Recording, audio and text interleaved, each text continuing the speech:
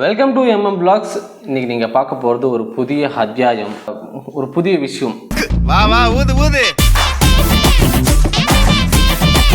Actually ஏன் இந்த மாதிரி ஒரு வீடியோ போடுறேன்னா, சப்ஸ்கிரைப் நமக்கு வந்து நிறைய பேர் வந்து கமெண்ட்ஸ் பண்ணுறாங்க. ஸோ நிறைய பேர் நம்மக்கிட்ட வந்து பேசுகிறாங்க, நம்மளை வந்து ஃபாலோ பண்ணுறாங்க. ஸோ அவங்களுக்கு சரியான ரெஸ்பான்ஸ் வந்து என்னால் பண்ண முடியல. நீங்கள் பார்த்தீங்கன்னா உங்களுக்கே தெரியும், கேட்குற வீடியோ என்னால் சரியாக போட முடியல. ஸோ உங்கள் கூட கனெக்ட்லேயே இருக்கலாம். அதே மாதிரி நீங்கள் நிறைய விஷயம், நிறைய கொஸ்டின் கேட்டிருக்கீங்க. ஸோ அந்த கொஸ்டினுக்கெல்லாம் ஆன்சர் பண்ணுற மாதிரியும் இங்கே ஒருத்தர் சீரியஸாக வீடியோ எடுத்துகிட்டு இருக்கேன், அங்கே உட்காந்து ஃபோன் பேசிகிட்டு இருக்காங்க, டிஸ்டர்ப் பண்ணுற மாதிரி. What is the wrong with you? நீங்கள் கேட்குற கொஸ்டினுக்கெல்லாம் என்னால் அந்த ஒரு நிமிஷத்தில் வந்து சரியாக ஆன்சர் பண்ண முடியல. அது மட்டும் இல்லாமல் என்ன மாதிரி ஒரு சோம்பேறி யாருமே இருக்க மாட்டாங்க. ஓகே, இன்றைக்கி இதை பண்ணுவோம், இதை வந்து இப்போ பண்ணுவோம், ஓகே ஈவினிங் பண்ணுவோம். அந்த மாதிரி கிட்டத்தட்ட நான் பல வருஷமாக வேஸ்ட் பண்ணிட்டேங்க. இப்போ எடுத்துக்கோங்களேன், எக்ஸாம்பிள் இப்போ 2026 வந்துச்சு. அப்போ வந்து ஒரு முடிவு பண்ணோம், ஓகே 2026 Jan 1 எல்லாருமே எடுக்கிறாங்க ரெசல்யூஷன். ஸோ அதே மாதிரி நானும் எடுத்தேன். இனிமேல் இருந்து இந்த மாதிரி நம்ம பண்ணுறோம். ஸோ இந்த விஷயத்தை நம்ம வந்து 2026 ஃபாலோ பண்ணுறோம் அப்படின்னு நம்ம ஒரு பிளான் பண்ணியிருப்போம். ஆனால் பண்ண முடியாது. ஏன்னா என்னை யாரும் வீழ்த்த முடியாது, நானே வீழ்த்திப்பேன். நான் பார்த்த வரைக்கும் இந்த மாதிரி ஒரு சோம்பேறி யாரும் கிடையாது. கிட்ட நிறைய ஆப்பர்ச்சுனிட்டி இருக்குது. கடவுள் வந்து நிறைய விஷயம் எனக்கு வந்து பண்ணி கொடுத்துருந்தாலும் அதை வந்து கரெக்டாக ஃபாலோ பண்ணி என்னால் போக முடியல. அதுக்கு ரீசன் என்ன கேட்டிங்கன்னா, நான் வளர்ந்த விதம். ஸோ நான் வளர்ந்த சர்க்கிள் அப்படி. எக்ஸாம்பிளுக்கு நான் இவ்வளோ பேசுகிற ஆளே கிடையாது. ஃபஸ்ட்டு நான் என்னை பற்றி சொல்லிடுறேங்க. எங்கள் ஊர் பார்த்திங்கன்னா வேலூர் வாணியம்படியில் ஒரு சின்ன கிராமம் வந்து அது அந்த பேர் வந்து வள்ளிப்பட்டு. ஸோ இப்படி ஒரு சாதாரண கிராமம், கொஞ்சம் பட்டிக்காடான கிராமம்னு வச்சுக்கோங்களேன். ஸோ அங்கே தான் நான் பிறந்து கிட்டத்தட்ட காலேஜ் படிக்கிற வரையும் அங்கே தான் இருந்தேன். நான் 8th சென்னைக்கு வந்திருக்கேன். ஸோ 8th எதுக்காக சென்னை வந்திருக்கேன்னா, ஒரு வருஷமும் எனக்கு வந்து மே மாதம் லீவ் விடுவாங்க இல்லையா. ஸோ அந்த லீவை வந்து சென்னைக்குள்ள தான் இருப்பேன். ட்ரிப்பு என்ஜாய் பண்ணவோ, மே மாதம் ஹாலிடேவை என்ஜாய் பண்ணவோ கிடையாது. ஸோ நான் வேலை பார்ப்பேன். 8th படிக்கும் போதே மே மாதம் லீவில் வந்து நான் வேலைக்கு போவேன். அப்போ வந்து எனக்கு எவ்வளோ சேலரி கொடுத்தாங்கன்னா, 1 மந்த்துக்கு கரெக்டாக எனக்கு வந்து பர் டேக்கு 100 rupees, 1 மந்த்துக்கு வந்து 3000 கொடுப்பாங்க.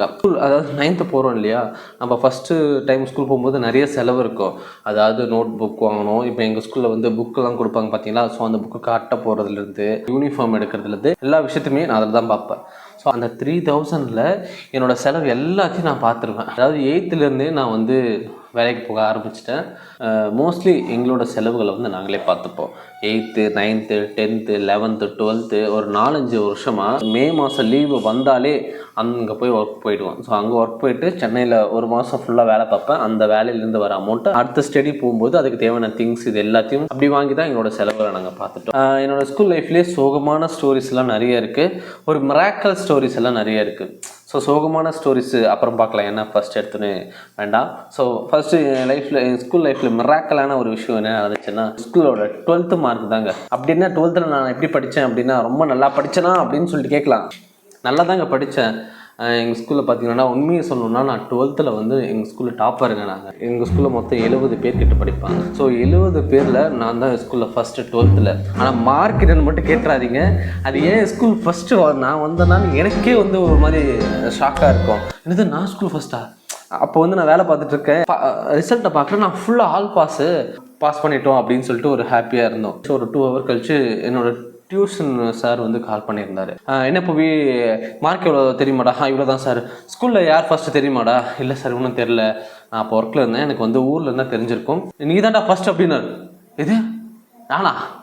என்னால் நம்பவே முடியல. நான் அவ்வளோ ஆவரேஜாக படிக்கிற பையன் தான். நான் ரொம்ப நல்லா படிக்காத பையனும் கிடையாது, ரொம்ப நல்லா படிக்கிற பையனும் கிடையாது.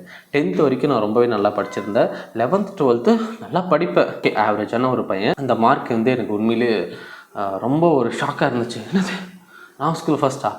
என்னால் நம்பவே முடியல. என்னால் மட்டும் என்ன, எங்கள் ஸ்கூலில் யாருமே நம்பலை. இவனா கெமிஸ்ட்ரி சாரெல்லாம் என் மூஞ்ச கூட பார்த்தது கிடையாது. 2 வருஷமாக நான் அந்த ஸ்கூலில் படிக்கிறேன். கடைசியாக பார்க்கும்போது ஓ நீ தானா அப்படின்றாரு. இதை விட என்ன ஹைலைட்னா, எங்கள் ஹெச்எம் சார் ஒருத்தவங்க இருக்காங்க. அந்த ஹெச்எம் சார் வந்து ஒவ்வொரு டைமையும் என்னடா முடி வளர்த்துருக்கு, என்னடா சுட்ட முடியும்னு சொல்லிட்டு கூப்பிட்டு வந்து அவங்க ஆன் பண்ணி திட்டி விட்ருக்காங்க. ஹெச்எம் சார் எப்போ பார்க்குறாங்களோ அப்போலேருந்து என்ன காதை பிடிச்சி திருவுவாங்க. என்னடா முடியுது, ஏன்னா என் முடியே கொஞ்சம் சுருட்ட முடிதான், என்னடா முடியுது, என்ன ஸ்டைல், பின்னாடி என்ன, நான் முடிக்கு வந்து என்னவோ சொல்லுவாங்க, முடிக்கு நான் ஈட்டு போடுறியா அப்படி இப்படின்னு சொல்லி கேட்பாங்க. அந்த 2 வருஷத்தில் நிறைய டைம் வந்து இந்த பையன் வந்து சரியில்லை அப்படின்ற ஒரு மைண்ட் தாட்டில் பார்த்துட்டு கடைசியாக பார்க்கும்போது இவனா ஃபர்ஸ்ட் மார்க்கு ஓ அப்படின்னு அவராலே நம்ப முடியல. ஸோ அந்த விஷயம் வந்து எனக்கு உண்மையிலே லைஃப்பில் மறக்க முடியாத விஷயம். மார்க் இன்னமும் கம்மி தான், ஏன்னா நம்ம படிக்கிறப்பெல்லாம் 1200 தான் 12th மார்க். இப்போ தான் வந்து கம்மி பண்ணிட்டாங்க. 1200க்கு நான் எடுத்த மார்க் கொஞ்சம் கம்மி தான். பட் ஆனால் நான் தான் ஸ்கூலில் ஃபஸ்ட் மார்க். யாராச்சும் கேட்டால் நான் தான் ஃபஸ்ட் மார்க்கு, ஆனால் மார்க்கு மட்டும் யாரும் கேட்டுறாதீங்க அப்படின்னு சொல்லுவேன். இந்த வீடியோஸ் பார்த்துட்டு இருக்கீங்க நீங்கள், எங்கள் ஸ்கூலில் 1200க்கு நீங்கள் என்ன மார்க் எடுத்தீங்க? ஸோ உங்களோட மார்க்கை நீங்கள் கமெண்ட் பண்ணிட்டு போங்க, நான் தெரிஞ்சுக்கிறேன். இன்னும் இந்த மாதிரி நிறைய விஷயம் இருக்குது உங்க கூட ஷேர் பண்ணேன். இது கடந்து வந்த பாதையில் இது வந்து ஸ்கூலில் ஒரு பார்ட். அடுத்த வீடியோவில் காலேஜ் விஷயத்தை பற்றி பேசலாம். பாய்.